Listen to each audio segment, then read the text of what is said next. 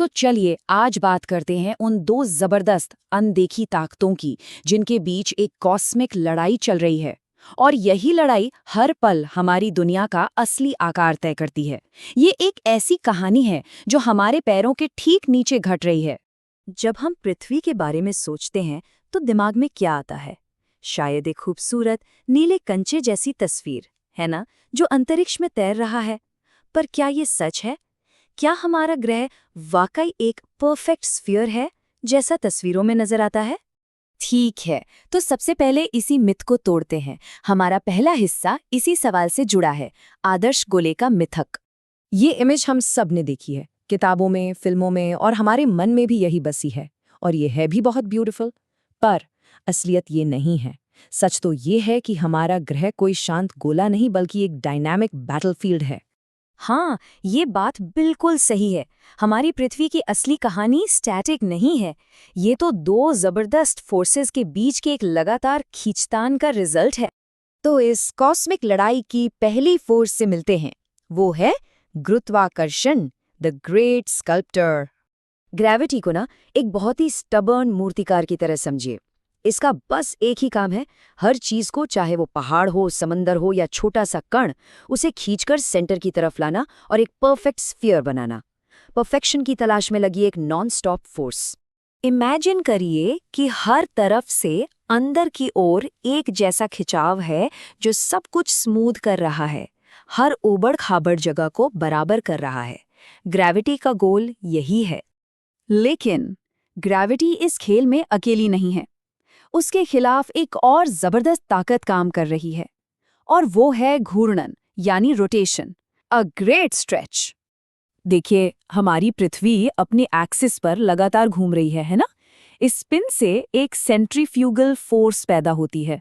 आसान भाषा में कहें तो एक ऐसी ताकत जो हर चीज को बाहर की तरफ फेंकती है।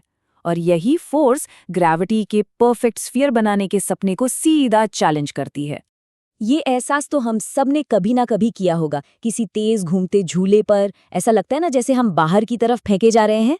बस हमारे प्लैनेट के साथ भी हर पल, हर सेकंड ठीक यही हो रहा है। तो ये कॉस्मिक ड्यूअल अब बिल्कुल साफ है। एक तरफ ग्रेविटी है जो सब कुछ अंदर खींच रही है, दूसरी तरफ प्लैनेट का स्पिन है जो उसे बाहर की तरफ ढकेल रहा है। और सबसे इंपॉर्टेंट बात, ये जो बाहर का धक्का है, ये भूमध्य रेखा मतलब इक्वेटर पर सबसे ज्यादा पावरफुल होता है। क्यों? क्योंकि प्लैनेट का वो हिस्सा सबसे तेज घूमता है। तो फिर इस लगातार चल रही लड़ाई का रिजल्ट क्या निकलता है? हमारे ग्रह का असली शेप क्या है? चलिए अब इस पर आते हैं। और यहाँ पर फर्क साफ दिखता है। एक है आदर्श गोला जो हम सोचते हैं, और दूसरा है चपटा गोलाभ या ऑब्लेट स्फीयरॉइड जो असलियत है। इसका सीधा सा मतलब है कि पृथ्वी पोल्स पर थोड़ी सी पिचकी हुई है और इक्वेटर पर थोड़ी बाहर की ओर निकली हुई, मतलब थोड़ी मोटी है। अच्छा, तो ये फर्क है कितना? पृथ्वी का जो डायामीटर है वो इक्वेटर पर पोल्स के मुकाबले लगभग 21.5 किलोमीटर ज्यादा है। अब सुनने में ये नंबर शायद बहुत बड़ा ना लगे, पर एक प्लैनेट के स्केल पर ये एक ह्यूज, बहुत ही इंपॉर्टेंट डिफरेंस है। तो पॉइंट ये है कि ये जो उभार है ये कोई छोटी मोटी डिटेल नहीं है। ये इन दो कॉस्मिक फोर्सेस के बीच हुए एक समझौते का परमानेंट सबूत है। कह सकते हैं कि ये उस लड़ाई का एक सिग्नेचर है जो हमारे प्लैनेट पर हमेशा के लिए छप गया है। ठीक है, तो पृथ्वी परफेक्ट राउंड नहीं है। So what? इससे फर्क क्या पड़ता है? चलिए अब देखते हैं कि इसका हमारी डे टू डे लाइफ पर क्या असर होता है। और इसके असर हैरान करने वाले हैं, क्योंकि इक्वेटर सेंटर से थोड़ा ज्यादा दूर है, तो वहां ग्रेविटी थोड़ी कमजोर है। हाँ, और ये छोटा सा फर्क सी लेवल से लेकर समुद्र की धाराओं तक सब कुछ अफेक्ट करता है। इतना ही नहीं, हमारे सैटेलाइट्स के ऑर्बिट्स को भी लगातार इस शेप के हिसाब से एडजस्ट करना पड़ता है। देखा जाए तो ये हमारे प्लैनेट की एक यूनिक फिजिकल रियलिटी बनाता है। तो सार ये है कि पृथ्वी की ये जो कमी है, ये जो इम्परफेक्शन है, असल में यही इसकी खूबसूरती है। इसी इम्परफेक्ट शेप की वजह से हमारे ग्रह के सारे फिजिकल सिस्टम्स जैसे मौसम और समुद्र की धाराएं ठीक से काम कर पाते हैं। ये एनालिसिस तो यहाँ खत्म होता है, लेकिन एक नया सवाल जरूर छोड़ जाता है।